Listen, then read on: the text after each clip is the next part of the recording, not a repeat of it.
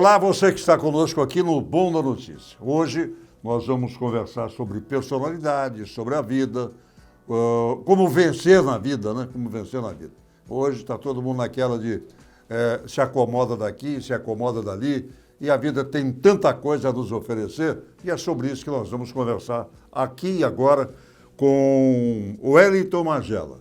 O Wellington Magela é presidente do Instituto Elo, reside no Espírito Santo, mas está sempre aqui em Cuiabá, e esteve aqui em Cuiabá, agora no final do mês, começo de agosto, para um workshop sobre programação neurolinguística. Aliás, a gente já ouviu falar muito sobre neurolinguística isoladamente, né? Isoladamente. Aqui, o Magela trouxe o tema Mindset dos Gênios e Pessoas Bem-Sucedidas das Finanças, Vendas e Relacionamentos. É o que o cara precisa para viver. Dinheiro, bom relacionamento, né? Vendas, principalmente relacionamento. Porque na vida eu creio que o relacionamento prepondera em todos os sentidos. O Wellington Magela é teólogo, terapeuta e especialista em psicossomática, e dos apenas 6 Master Trainer de Neurolinguística PNL da América Latina. Consultor organizacional, especializado em preparação psicológica de equipe de alto rendimento. São 23 anos trabalhando com o desenvolvimento de seres humanos. A programação neurolinguística, em outras palavras, te ensina a entender a estrutura da mente, dos pensamentos, sobretudo das emoções. Esse controle é super interessante porque você pode, com esse controle, fazer com que elas trabalhem a seu favor. Primeiro, a satisfação em tê-lo aqui, a honra em tê-lo aqui, o Wellington Magela. Vamos conversar, né? Você tem muito para conversar, muito para nos ensinar ou nos orientar. Essa ferramenta, Wellington, de verdade, te ajuda na prática? É por meio de exercício, revalidando valores ou trocando alguns deles por outros. Como é que a gente pode usar essa ferramenta do PNL? Primeiro, agradecer o convite de estar aqui, é uma honra estar contigo. A honra é nossa. Reverenciando esse anos de estradas aí, né, dentro do jornalismo. Também a cidade de Cuiabá, uma cidade extremamente receptiva, um povo caloroso, esse povo aqui. Então, vamos falar um pouco de PNL. Eu tenho dito que a estrutura, né, da mente, a estrutura do pensamento é a chave para o sucesso. Hoje nós invertemos a questão da inteligência. Qual é a estrutura hoje da inteligência? Antigamente, a inteligência era você acumular conhecimento. Só que hoje você tem tanto conhecimento que é o contrário, né? Inteligência hoje é você saber tirar alguns conhecimentos. Toda hora chega um conhecimento diferente, toda hora você escuta uma notícia diferente, notícias que se contrapõem à ciência que traz uma notícia, daqui a pouco ela invalida e revalida, né? Então, o pensamento tem uma estrutura, a inteligência tem uma estrutura, a performance tem uma estrutura, as vendas têm estrutura, o relacionamento tem estrutura, né? Então, a vida financeira tem estrutura. Então, a PNL, se a gente for olhar a definição dessa ciência, é o estudo da experiência subjetiva. Ou seja, como que nós fazemos para pensar, como nós fazemos para sentir, como nós fazemos para ter estratégias. Então, o resumo é isso. Interessante. Esse acúmulo, né? Vou dizer aqui um termo bem comum, esse enxurrilho de informações atrapalha? Muito. Sabe que eu comentando com os amigos numa roda, num programa de televisão, até programa de televisão na TV Vila Real, que é a Notícia de Frente. Eu estou afastado do programa, mas eu dizia para os meus amigos, Antero Paz de Barros, ex-senador da República, conosco, que em certas horas eu acho que a gente tem que se desligar de tudo para voltar a ser o que era. Porque esta avalanche, né, essa enxurrada de informações, às vezes embanana a mente da gente mesmo. É possível isso? A mente, ou nós pensamos ou percebemos. né? Então não tem como fazer as duas coisas ao mesmo tempo. Ou você enche de pensamento e fica recebendo muitas notícias e pensando o tempo todo, ou você para um pouquinho para filtrar isso, né? Então é a percepção. Quando Jesus está andando com os discípulos, ele dá a grande dica. Eles estavam muito no pensamento, o que nós vamos comer, o que nós vamos beber, o que nós vamos vestir. E Jesus para e fala assim, olhai os lírios dos vales. Para um pouquinho para você curtir a estrada, né? Por que vocês estão ansiosos? Ou seja, por que vocês estão fritando aí só em pensamentos ao invés de perceber as coisas? E Jesus fala o seguinte, não andeis ansiosos por coisa alguma, porque basta cada dia o seu mal. Ele está dando ali um grande princípio que é da sabedoria atual. Parar um pouco de pensar, de receber muitas informações e começar a filtrar, a perceber, a ter a noção do que a gente tem feito com tanta informação e com todas as coisas que nos é dada a nível do intelecto em si. Então você tem que ser um provedor de soluções. Solution provider. Não é verdade? Ao invés de você ter e criar problemas, eu não diria diários, mas problemas constantes, né? Sim. Essa é a... Existe uma estrutura do pensamento, né? Existe dois mundos. O mundo que eu habito, é esse que nós habitamos, mas existe um mundo que habita em mim, que é os meus pensamentos. O mundo, hoje a gente vive um radicalismo muito grande dentro de todos os setores e as pessoas ficam discutindo quem tem razão. E ninguém ali tem razão, porque todo mundo está discutindo o mundo que habita dentro dela, que são os pensamentos, as emoções. Então, quando eu vou representar alguma coisa, eu represento de acordo com as minhas crenças, com a estrutura daquilo que penso, né? Então, a única forma que nós temos de mudar o mundo que nós habitamos é mudar o mundo que habita em nós, porque senão a gente continua reproduzindo as informações desse mundo que está aí. Então, eu tenho que reformular esse mundo que habita em mim, né, para que eu possa, então, ter respostas para a vida como um todo. Wellington, esse mundo que a gente habita, esse mundo que você se preocupa em orientar pessoas, nós humanos, homens ou mulheres, né? Homens ou mulheres, nós temos uma linguagem bem diferente, quando eu digo linguagem bem diferente, até em função pela experiência de vida, do que tínhamos há 10 anos atrás, 15 anos atrás, 20 anos atrás. As mulheres são atrizes, os homens são atores. Nós, às vezes, temos que, diante de um fato ou de uma oportunidade, ou pelo menos de buscar oportunidades, você tem que encenar um teatro e a encenação desse teatro. Ela é válida na vida? Ou ela é utópica, lá na frente ela vai te causar problemas, se você formar esse tipo de ator e atriz? Nós éramos, até pouco tempo, pessoas quase ocultas, né? Hoje todos têm a oportunidade de ter uma câmera na frente e falar para todo mundo. Uhum. E muitas vezes o que falamos para essas câmeras ou nessas fotos não significa o que eu vivo, né? Então eu concordo plenamente com você, nós vivemos um mundo de atores e atrizes. Mas existe um preço, porque quando eu represento aquilo que eu não vivo, vai chegar o momento de pagar a conta, uhum, né? Eu vou acumulando... A cortina se fecha, né? Eu vou acumulando dentro de mim essa fantasia, né? E quando chega lá na frente eu percebo que tudo que eu fiz não passou de realmente um grande teatro. E emocionalmente eu acabo ficando comprometido, né? Existem algumas doenças que nós chamamos de psicossomática, que é quando eu nego o que sinto, eu vou acumulando dentro de mim essas emoções e emoção é como bomba. Ou eu coloco para fora ou vai explodindo. Uhum. Mas eu consigo disfarçar durante um tempo. Mas isso, sem dúvida nenhuma, vai um dia ser cobrado. Você falou o seguinte, né? A pessoa coloca uma câmera na sua frente. Hoje a facilidade de com um smartphone você fala com o mundo. Né? Em rede social você vai falar com o mundo. Mas existe também o charlatanismo nisso tudo, não é? Aquilo que você está dizendo. Eu falo não aquilo que sinto, eu falo aquilo que você deseja, aquilo que você gostaria ou deseja ouvir. Uhum. E penetrando no seu cotidiano, eu posso absorver a sua linha de pensamento, posso abduzi-lo. Vamos falar um termo, né? Posso abduzi-lo. Existe o charlatanismo também, né, na neurolinguística? Onde você tiver profissionais, você vai ter charlatões, né? São pessoas que... Eu tenho falado bastante de uma ferramenta muito utilizada recentemente, que é o coach. É uma ferramenta incrível.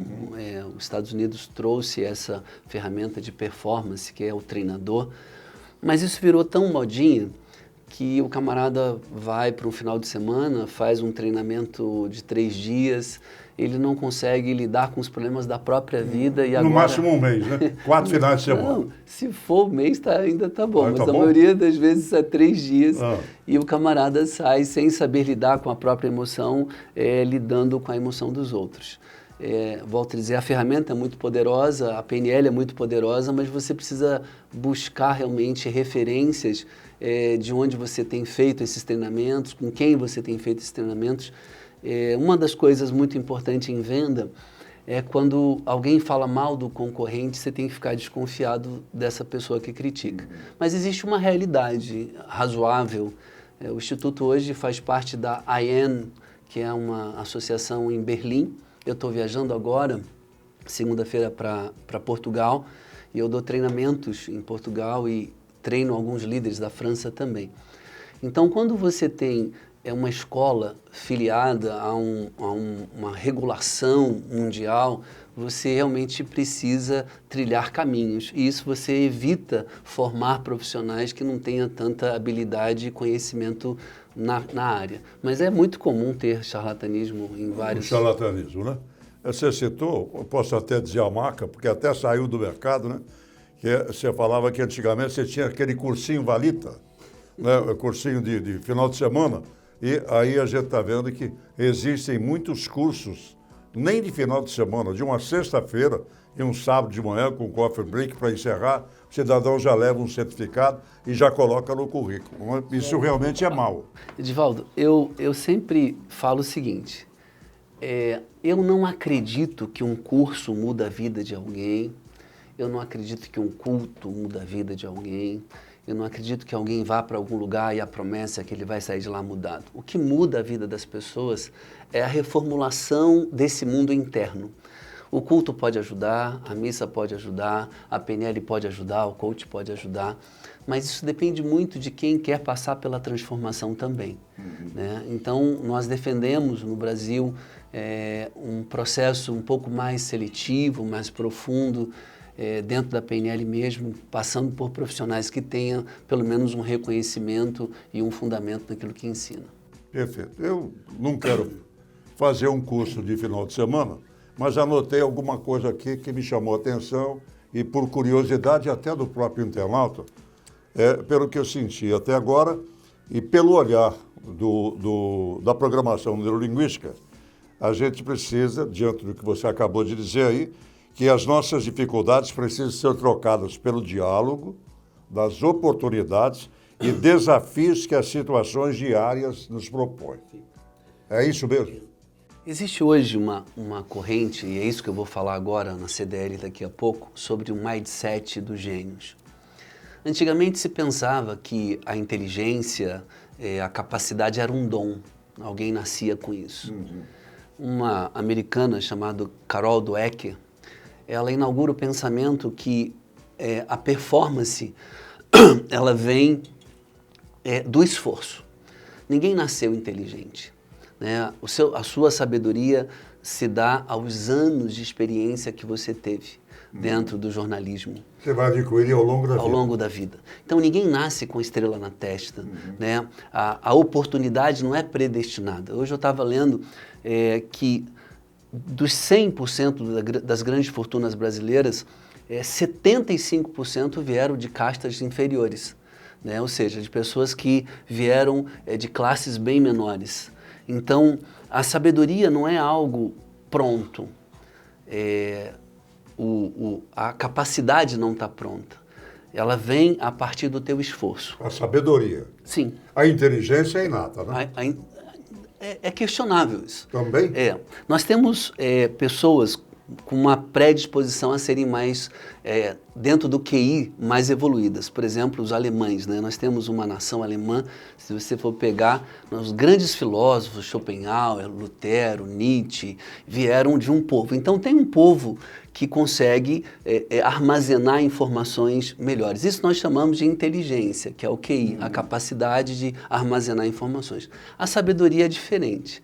A sabedoria é aquilo que você vai juntando ao longo da vida. Então, o que a Carol diz é que o sucesso não é predestinado às pessoas inteligentes, no sentido do QI, mas às pessoas que se esforçam todos os dias em auto-melhoramento. Né? Quem é meu concorrente não é o outro, sou eu mesmo. Então, esse chama-se mindset de crescimento. Pessoas que têm como objetivo e obstinação mudar. Eu vou te dar um exemplo. Nós tivemos no Brasil o seu Edson Bueno, que foi o diretor da Mil. O seu Edson Bueno faleceu há 3 anos atrás e ele foi um brasileiro que ensinou o americano a fazer saúde privada. A Mil hoje é uma das maiores empresas de seguro de saúde do Brasil. E o seu Edson tinha uma frase que eu gostava bastante, que alguém perguntou qual é o segredo da Mil. E ele dizia que o segredo é que qualidade é um processo que nunca termina. Não está pronto. Então hoje eu tenho tanto concorrente que eu preciso estar fazendo um processo de auto-melhoramento todo o tempo. Isso nós chamamos de mindset de crescimento. A qualidade não se fecha, né? Que a cada dia você tem alguma coisa nova para acrescentar ou para aprender. Exatamente. Com relação a uma qualidade. Você teve nesse final de semana, estou dizendo final de semana, princípio de agosto, né? Você teve aqui em Cuiabá, justamente para falar sobre esse mindset de gênios e pessoas bem-sucedidas nas finanças, vendas e relacionamento. Você já deu um trailer aí, né, do que você falou desse último mês, do começo do mês. O que a gente pode aproveitar disso aí? Sim. Você já vê o brasileiro ensinando o americano a saúde privada. Né? A saúde. Então, o que a gente pode colocar e acrescentar em nomes bem-sucedidos, se é que você pode dar, nomes bem-sucedidos, empresas, a possibilidade de colocar no portfólio dessas pessoas alguma coisa nova. Sim. Eu já passei por Pão de Açúcar, Cicobi, Banco do Brasil. Hoje eu faço um trabalho em Metz, na França, com 5 brasileiros da ArcelorMittal, treinando lideranças. Imagina jovens de 26 a 28 anos que saem do Brasil com cargo de gerência e diretoria e vai ser líder de franceses com 56 anos, com 60 anos. Então eu sempre digo que o segredo em si é trazer para você esse processo de crescimento contínuo. As coisas não são prontas. O que você aprendeu há tempos atrás já não é mais. O que te trouxe até aqui não é capaz de te levar a lugar nenhum. Então você precisa estar antenado nessa revolução que a gente chama da conectividade. O mundo mudou nos últimos 20 anos, mais do que veio mudando nos últimos 4.000 anos. E essa velocidade impressa, né, por essa nova fase da conectividade mesmo, você está aqui, você pode falar com pessoas em qualquer lugar do mundo, requer novas estratégias. E a programação neurolinguística é exatamente isso, é ensinar o cérebro a desenvolver performance a partir do aprendizado diário. Qualquer pessoa pode fazer isso? Eu anotei aqui o que é desenvolver a mente, né?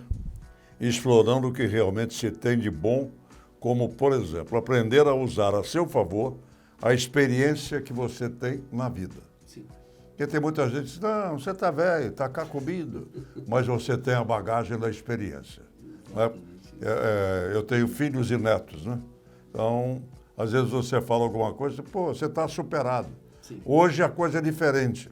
A coisa nunca é diferente. A coisa sempre procura uma perfeição e nunca é diferente. Porque os problemas são sempre os mesmos. Sim. Depende de quando você encara e como é que você transmite a experiência. Eu costumo falar uma frase que é até do Cortella. Nós não nascemos prontos e envelhecemos.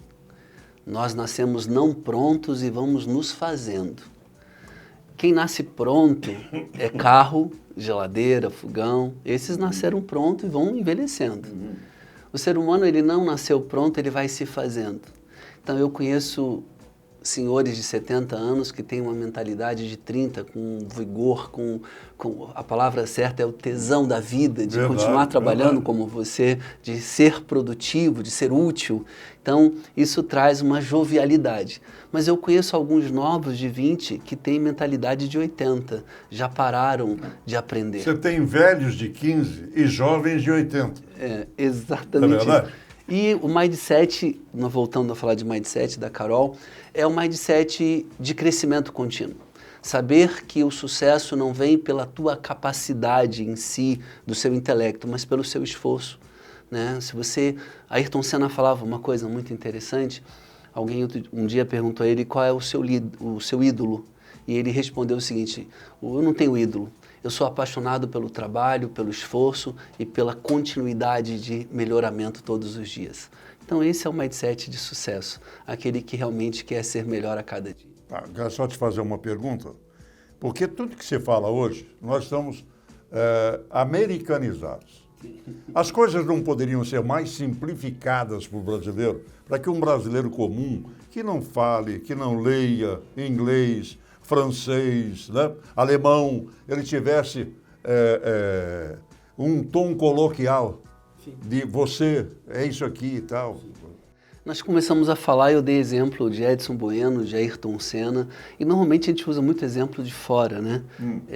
Eu tenho um grande exemplo de um psiquiatra, que eu vou falar dele hoje, que é um brasileiro, o Flávio Gicovati, né? Flávio Gicovati trabalhou com casais durante 40 anos. Então nós temos uma coisa... Do Cavanhaque. Exatamente. Faleceu também. Eu estou falando só de Faleceu gente do que faleceu. Chegando do Cavanhaque. Então, nós temos um endeusamento das coisas de fora, mas nós temos grandes gênios aqui.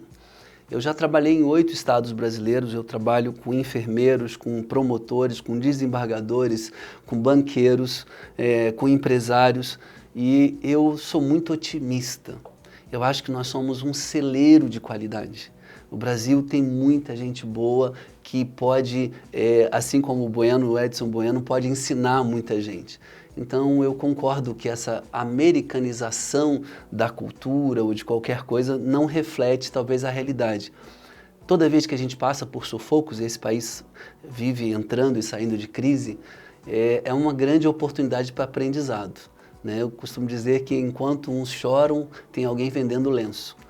E isso é o processo de criação contínua, de soluções contínuas. E a palavra que você usou é exatamente isso. Nesse momento, nós precisamos ser solution providers, né? Ou seja, provedores de solução.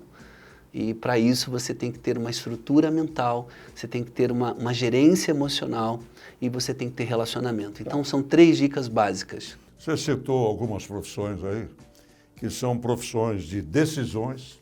Você citou juiz, desembargador, que tem que decide vidas.